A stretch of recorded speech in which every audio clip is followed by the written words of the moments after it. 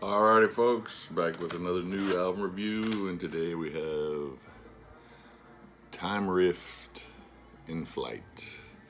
These guys are out of Portland, Oregon, formed in 2014, released a demo in 2015. They released an EP in 2017.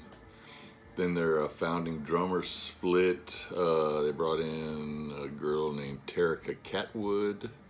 Then in 2020, they released their debut LP called Eternal Rock.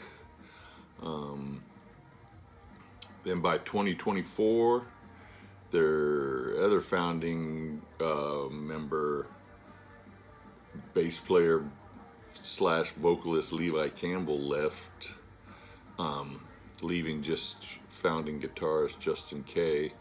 And then Domino Monet joined them on vocals in 2024, and here in 2025 we get In Flight.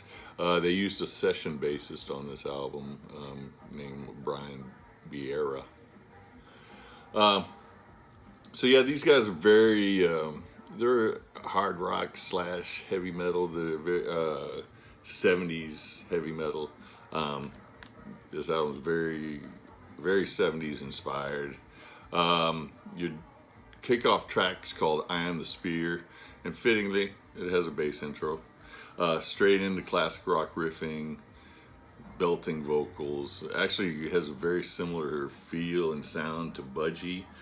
You get a nice bass breakdown in this one, and a cool guitar solo, so it's cool. They're letting the session guy shine a little bit on this opening track.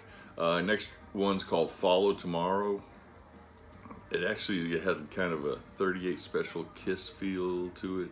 And it may be the Ace Frehley style guitar soloing that's going on. This guy definitely has Ace Frehley in his guitar playing. The singer, she's got a lot of Grace Slick in her voice, and maybe some hints of Pat Benatar thrown in there. Your next track's called Coyote Queen. Another Kiss vibe, rock and roll over-ish era. And you can tell the bass player even went to the Gene Simmons School of Rock too. He's got a Gene Simmons streak running through him. Into the Stillness is your next track. This is just kind of like a 1.5 minute interlude. It does have some echoey vocals in there, but it kind of just breaks up the rhythm of the album because everything else is kind of upfront, punchy, catchy, riffy, and then you just have this little breakdown here. It might have worked better as maybe like putting it at the end of the album and just using it kind of like an outro.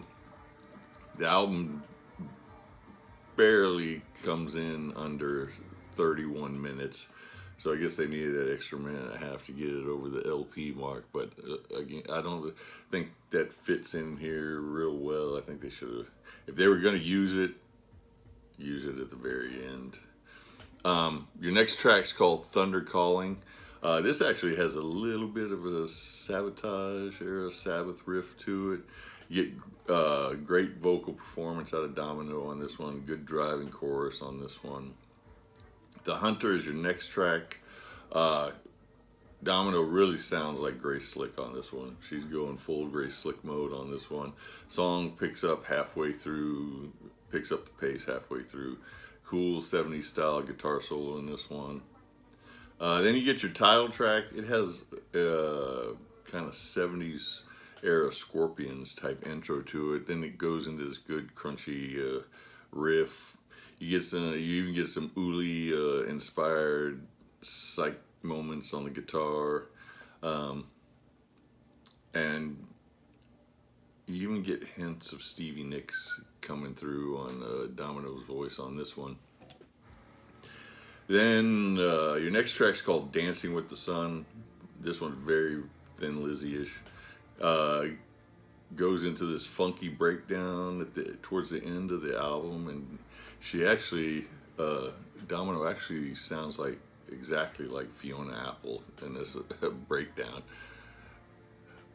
Hellbound's your last track. Another Scorpions type intro on this one. Domino still using her Fiona Apple voice on this one. Driving riff, really funky drumming on this one. Really blistering solo. So it's a good, fun record. Like I said, heavy on the 70s influence.